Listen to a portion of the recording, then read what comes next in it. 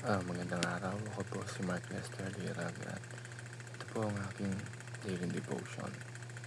Sabay-sabay ba ang pagsubok sa buhay mo? Na tinalakay po ni Pastor Russell Ocampo sa 365 Daily Devotion. Ang Bible verse po ngayong araw ay galing sa Genesis chapter 50 verse 20. Ang sabi po dito, "But as for you, ye thought evil against me, but God meant it unto good to bring to pass as it is this day to save much people alive."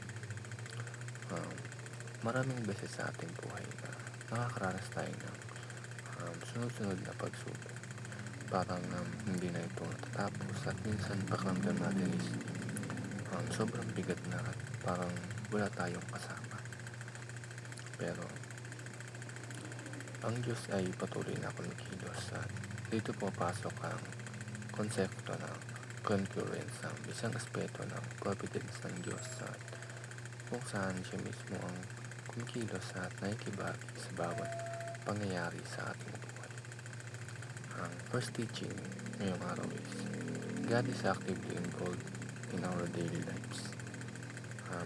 Hindi tayo kailanman iniwan ng Diyos at kahit isang segundo lamang. Sa bawat desisyon natin, sa bawat nangyayari sa ating buhay ay kasama natin ang Panginoon.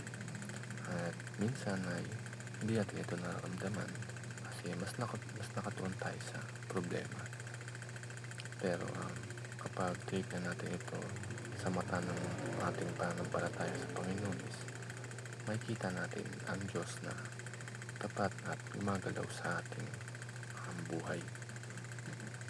Ang second teaching is nothing happens outside of God.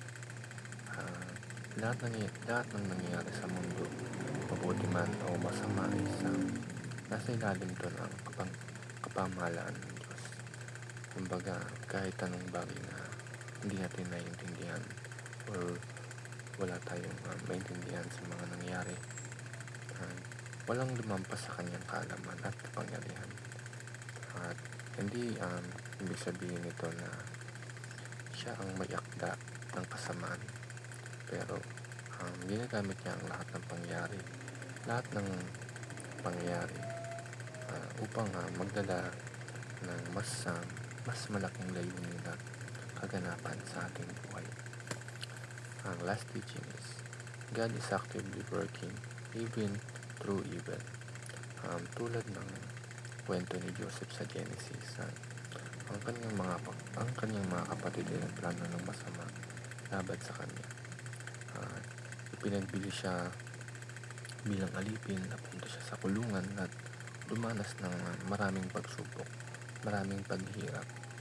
Pero sa dulo ng kwento ni Joseph ay ginamit ang Diyos ang lahat ng pinagdaanan ni Joseph na kahirapan upang mailigtas ang maraming tao mula sa taggutom.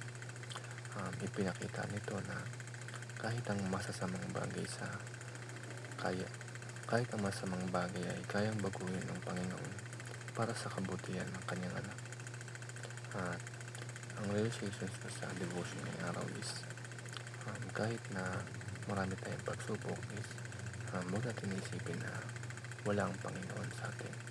Dahil kapag tumingin tayo sa ating pananampalataya is kasama pala natin siya na kumikilos at ginagamit ng Diyos ang mga pagsubok sa buhay natin upang tayo ay maging malakas. At minsan is ang resulta pala ng pagsubok na ito is maging mapaganda pa ang ating buhay. Yun lamang po.